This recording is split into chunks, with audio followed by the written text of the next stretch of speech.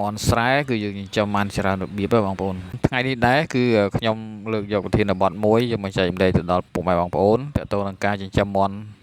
ស្រែរបស់យើងហ្នឹងលែងនៅក្នុងទ្រុងការប្រធានបទមុនខ្ញុំបង្ហាញទៅដល់បងប្អូនទាក់ទងនឹងការចិញ្ចឹមមនស្រែប្រលែងនៅក្នុងរបងថ្ងៃនេះ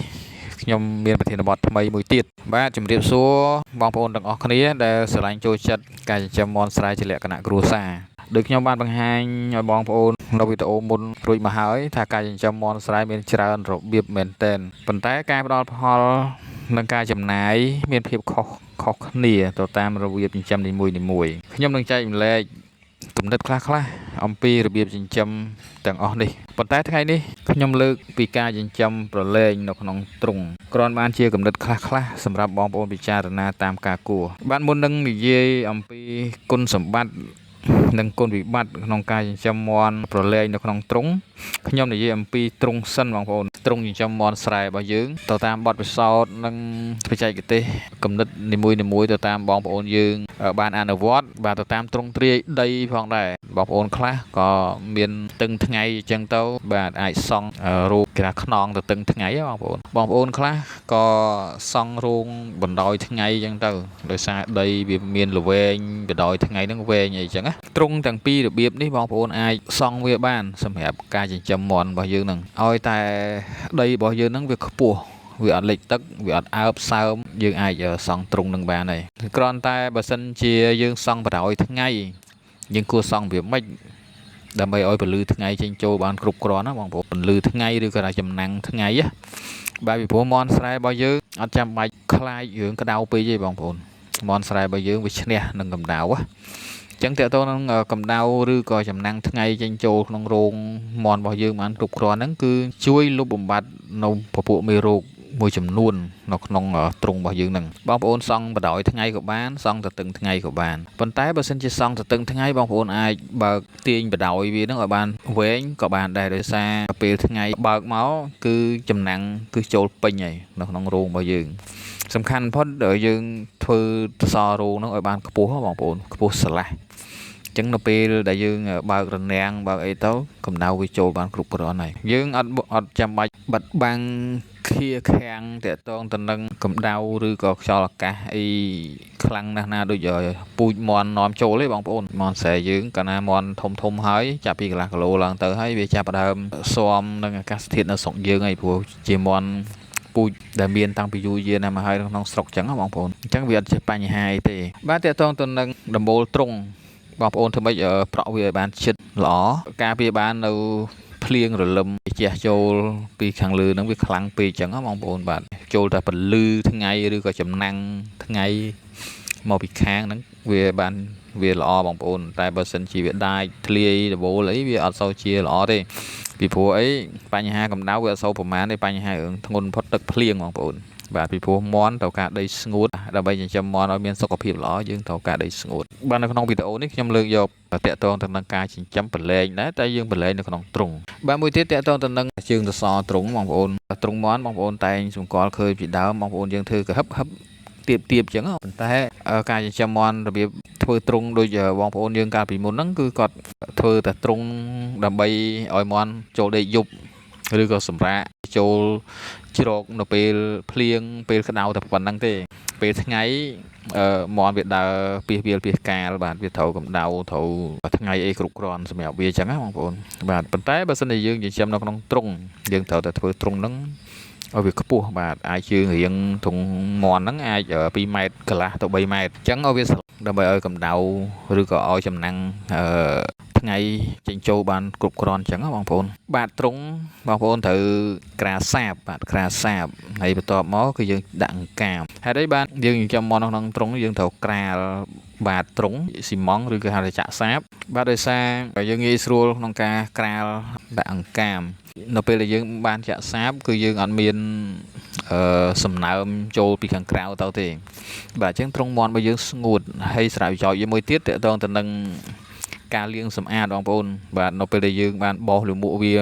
ហើយគឺយើងត្រូវការលាងសម្អាតបងប្អូនអញ្ចឹងយើងងាយស្រួលលាងមែនតើ បើសិនជាយើងចាក់សាបនៅក្នុងទ្រុងមាន់ហ្នឹងមួយទៀតនៅក្នុងទ្រុងមាន់យើងត្រូវតែរៀបចំឲ្យហើយជាស្រេចដូចជាស្នូកចំណីកំប៉ុងទឹកឬក៏ត្រនើសម្រាប់មាន់ដេកបាទអញ្ចឹងរៀបចំឲ្យបានគ្រប់គ្រាន់ហើយតាក់ទងទៅនឹងការធ្វើត្រនើធ្វើរៀនអីអាស្រ័យទៅលើ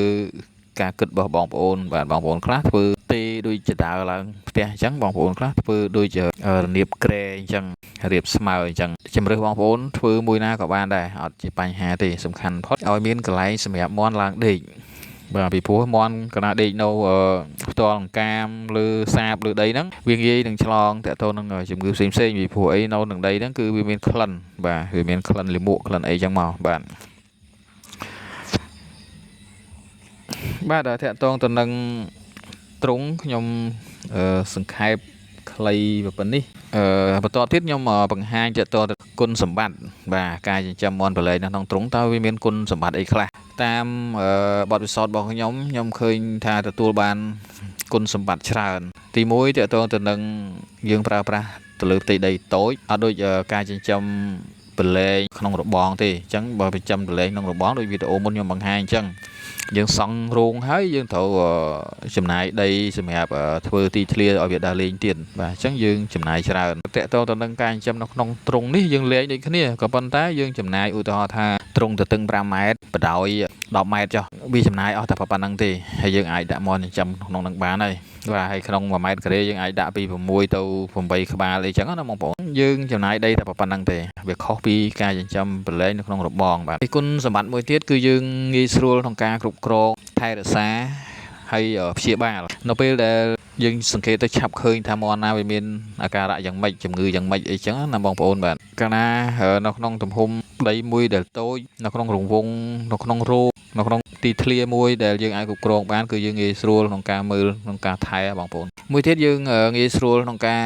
ចាប់បំបែកនៅពពួកមាន់ដែលវាមានជំងឺបាទយកចេញក្រៅហើយសំខាន់បំផុតនោះមាន់ដែលយើងចិញ្ចឹមនៅក្នុងទ្រុងនោះគឺជោគជ័យច្រើនមែនតែនបាទនិយាយខ្លីមកគឺរស់ច្រើនបងប្អូនរស់ច្រើនមួយទៀតតកតងនឹងបងប្អូនមួយចំនួនគាត់ថាចិញ្ចឹមមាន់នៅក្នុងទ្រុងអញ្ចឹងមិនមែនមាន់ស្រែទេបាទតាមពិតមាន់ស្រែនៅតែស្រែអញ្ចឹងពូជមាន់ស្រែតាមពិតមិនមែនមាន់ដល់ដើរ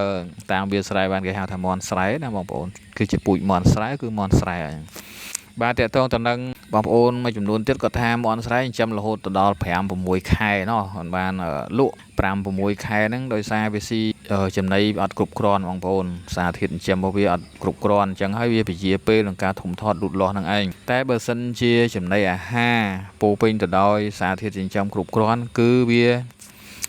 លូតលាស់លឿនអញ្ចឹងវាធំលឿនហើយបងប្អូនវាធំលឿនហើយតកតងទៅនឹងការចិញ្ចឹមនៅក្នុងទ្រុងបែបនេះគឺយើងចិញ្ចឹមទៅតាមលក្ខណៈបច្ចេកទេស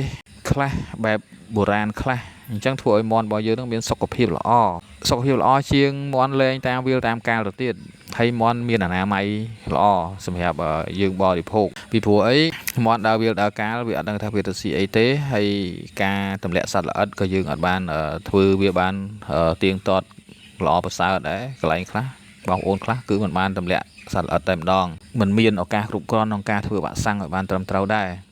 តែបើសិនជាចិញ្ចឹមក្នុងទ្រុងមានការគ្រប់គ្រងបានត្រឹមត្រូវគឺយើងចិញ្ចឹមទៅតាមលក្ខណៈបច្ចេកទេសគឺយើងបានធ្វើវ៉ាក់សាំងយើងបានទម្លាក់ព្រូនទម្លាក់សត្វល្អិតផ្សេងហ្នឹងអញ្ចឹងធ្វើឲ្យមាន់របស់យើងនឹងមានសុខភាពល្អហើយកាលណាវាមានសុខភាពល្អជាម្ហូបមួយដែលល្អសម្រាប់យើងហូបហើយសំខាន់បំផុតជំរឿសរបស់បងប្អូនស្រឡាញ់មួយណាបងប្អូនជ្រើសរើសមួយហ្នឹង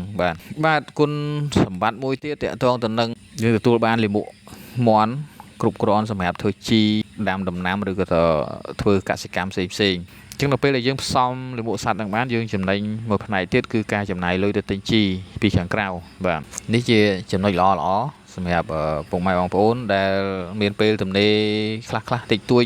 សម្រាប់ចិញ្ចឹមមាន់យកផលពីមាន់ផងយកផល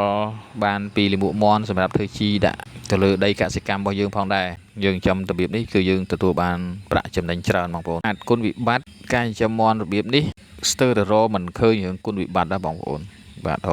អត់ចង់ឃើញហ្មងណាបាទពីព្រោះអី